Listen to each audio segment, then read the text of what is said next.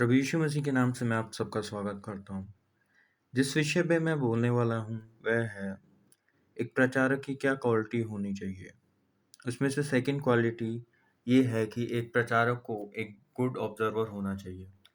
इसलिए मैं आपको रेफरेंस देना चाहूँगा प्रेरितों के काम उसका 17वां अध्याय उसकी 22वीं आयत से लेकर उसकी 34वीं आयत तक। इसमें जब पौलुस एथेंस में घूम रहा था और जब उसे प्रचार करने का मौका मिला तो उन्होंने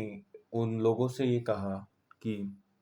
मैंने देखा कि यहाँ पे बहुत सारी देवता हैं, तुम देवी देवताओं में बहुत विश्वास करते हो। और यहाँ पे मैंने एक वेदी भी देखी जिसके नीचे ये लिखा था अनजाने ईश्वर के लिए, इसलिए जिसे तुम बिना जाने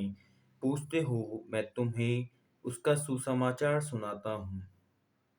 जिस परमेश्वर ने पृथ्वी और उसकी सब वस्तुओं को बनाया वह स्वर्ग और पृथ्वी का स्वामी होकर हाथ के बनाए हुए मंदिरों में नहीं रहता, न किसी वस्तु की आवश्यकता के कारण मनुष्यों के हाथों की सेवा लेता है, क्योंकि वह स्वयं ही सबको जीवन और श्वास और सब कुछ देता है। अगर हम देखें इन वचनों में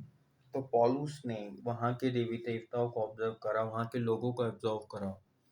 कि वहाँ के लोग किस प्रकार से अपने देव देवताओं के प्रति समर्पित थे या किस तरीके से अपने धर्म के प्रति समर्पित थे। और वहाँ पे उसको एक चीज़ अच्छी जो लगी, वहाँ पे ये एक वेदी थी जिस पे लिखा हुआ था अनजाने ईश्वर के लिए। तो उन्हें ये पता था कि कोई ऐसा ईश्वर भी हो सकता है जो हम पूछते हैं उसके अलावा। तो पॉलुस ने उस चीज़ को ऑब्जर्व करा और उसने अपने प्रचार के लिए एक विषय ढूंढा उससे रिलेटेड, क्योंकि उसे पता था कि इन लोगों को ऐसा लगता है जिन देवी देवताओं को ये पूजते हैं, जिन मूर्तों को ये पूजते हैं, उसके अलावा भी एक देवी या देवता कोई होगा जिसके बारे में उन्होंने लिखा था अज्ञान अनजाने ईश्वर के लिए। तो उसी के बारे में उसने इन सबको बताया कि जिस परमेश्वर के बारे में मैं बात करता हूँ वह न मंदिर में रहता है, ना वह मनुष्य से कुछ अपेक्षा करता है, ना उसे तुम्हें किसी चीज से प्रसन्न करने की जरूरत है। और उसने उन्हें ये बताया, अगर हम देखें 29 वचन में,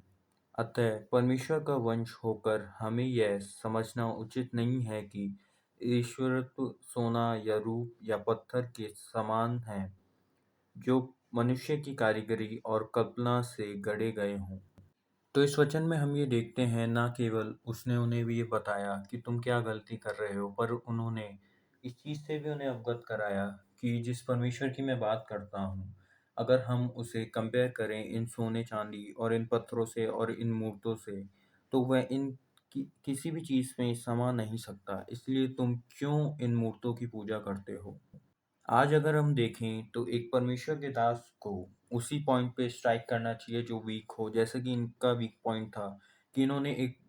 वेदी बना रखी थी जिसमें लिखा था इन्होंने कि ये अज्ञात ईश्वर के बारे में है। तो उस ईश्वर के बारे में उसने उन सबको बताया और उनके बारे में उन्होंने बताया कि वो जो परमेश्वर है वो मंदिर में नहीं रहता, वह इन मूर्तों में नहीं रहता, परंतु वह हमारे अंदर वास करता है। और ये जो तुम वैभव देखते हो इन सोने की चांदी की मूर्तों का या पत्थरों का, वह इनमें वास नहीं करता। और अगर हम इसके वचन 28 में देखें तो उसमें लिखा है, क्योंकि हम उसी में जीवित रहते और चलते फिरते और स्थिर रहते हैं, जैसा तुम्हारे कितने कवियों ने भी कहा है। तो ना केवल उसने उनके मूर्तों पे ध्यान दिया, परंतु उनके जो वेद या उपनिषद थे, जो उनकी किताबें लिखी हुई थी उनके धर्म के बारे में, उसको उन्होंने ऑब्जर्व करा अच्छे से और उसी के द्वारा उन्होंने अवगत कराया कि जो तुम्हारे वेदों में पुराणों में वर्णन है जिस देवी देवता का, वो नहीं, बल्कि ये है जिसके बारे में बताता हूँ। क्योंकि तुम जिन देवी देवताओं की बात करते हो वो तुम्हारे लिए कुछ भी नहीं कर सकते। तो इसी प्रकार से आज के समय में प्रचारकों को एक गुड ऑब्जर्वर होने की ज़रूरत है और उसी वीक पॉइंट पे प्रचार करने की ज़रूरत है। अगर आपको ये वीडियो अच्छा लगा हो, चैनल को सब्सक्राइब कीजिए, लाइक कीजिए और वीडियो को शेयर